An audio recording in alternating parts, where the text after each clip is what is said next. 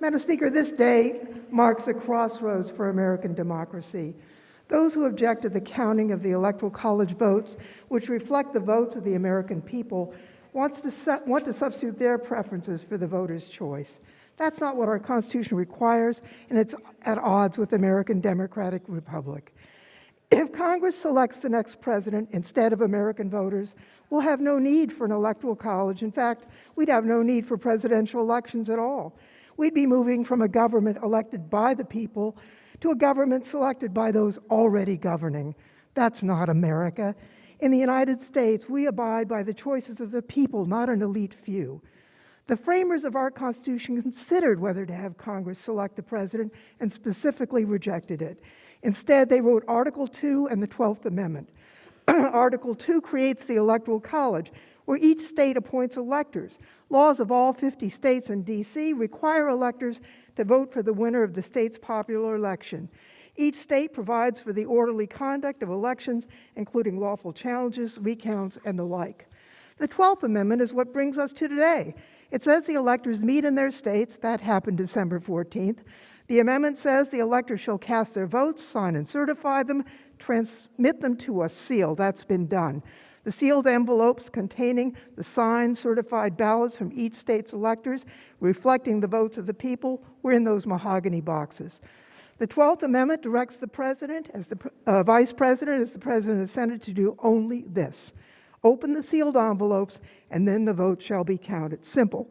It doesn't say counted in a manner that some members of Congress or the vice president might prefer. No. The votes are simply to be counted as certified and transmitted by the states. During Reconstruction after the Civil War, more than one slate of electors were appointed by states. Dueling lists were sent and protracted processes were undertaken in presidential elections. And as a result, to make an orderly process, Congress enacted the Electoral Count Act of 1887. This law governs our proceedings today. The act provides dispute resolution mechanisms.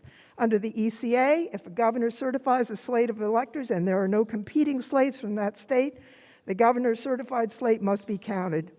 Today, every single slate of electors, won by Joe Biden or won by Donald Trump, got their governor's certification. Not a single state submitted a competing slate. There's no dispute to resolve. The 2020 election was the most secure election conducted in modern history. Challenges were resolved by lawful recounts and audits. The result, Vice President Biden won the 2020 election. More than 60 lawsuits were filed contesting elements of the election process. None of these lawsuits prevailed. Why? As even President Trump's own judicial appointees ruled, there was no evidence of any wrongdoing that would change the outcome. The people spoke. It was not a close election. The margin of victory for Biden in 2020 was larger than Trump's margin in 2016. In fact, the Biden victory is one of the most decisive in modern times, exceeding the margin enjoyed by Reagan when he defeated Carter in 1980. Congress has gathered in joint session to count electoral votes every 4 years since 1789. I understand the disappointment people feel when their candidate for president loses. I've felt the same several times in my voting life. When that happens, it's not an invitation to upend the Constitution and the laws of the United States.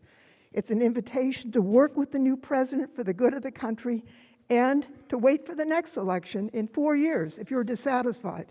In that spirit, I urge my colleagues to uphold the American democracy and reject the objection, and I yield back the balance of my time.